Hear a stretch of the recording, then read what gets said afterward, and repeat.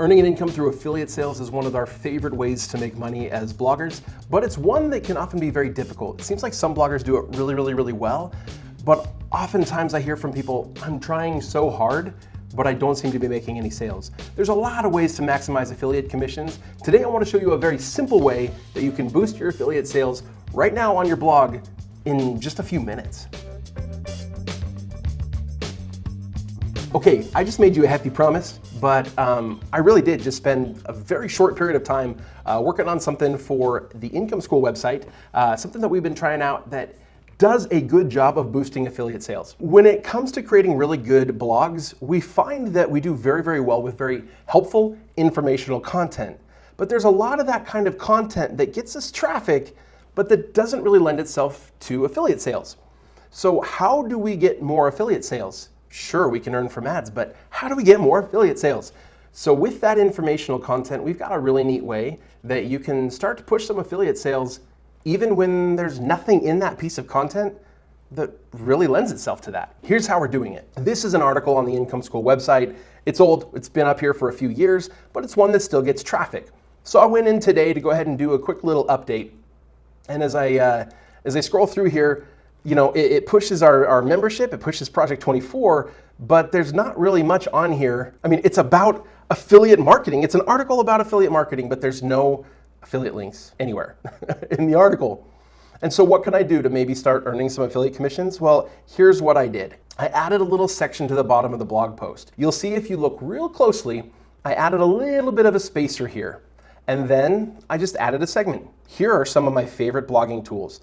This is generic. This isn't written specifically for this article.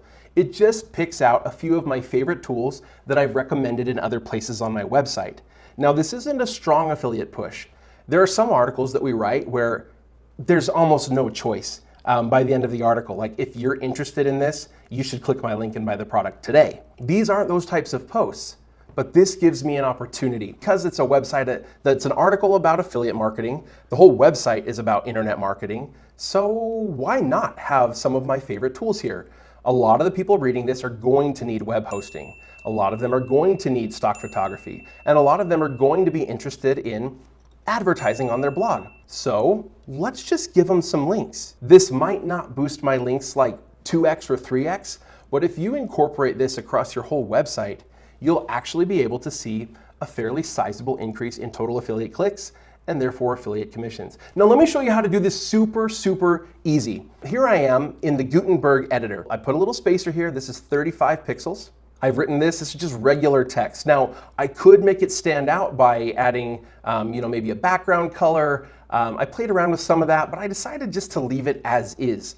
But if I wanted to make it stand out a little more, I easily could. This is where it gets super helpful. I can just highlight all of these, including my spacer. There we go. And then I group them. And then I add to reusable blocks. This is cool. So blogging recommended products. And I click save. All right, so now when I update the blog post, it's going to ask me, do you want to just update the post? So let's say if I make a change here, I just made a dummy change, right? Now it's going to say, oh, are you trying to update the reusable block? Awesome. So I save that. Now the reusable block has been updated. Now I go into another blog post. This is another super old blog post, has almost no content in it. I don't even know if it gets traffic today. But now I can go add a new block and I just type in blogging. Ooh, blogging recommended products. Whammo, there it is. And as I write new content on the site, or if I want to go through some of my higher traffic posts from the past, I can add this block over and over again to the bottom of my blog posts. Now there's one more thing I could add to this block that I neglected to do before this video, but I'd like to do now. Somewhere on your website, let's say that you have a page like we do. This is a page where we basically link out to some of our favorite products. Some are affiliate links, some are not, but these are our favorite products that we like to recommend to people that come to our website, right? If you have created a page like that, which can be a really valuable thing to do, at the bottom of this, I could add to see all of my most up-to-date recommendations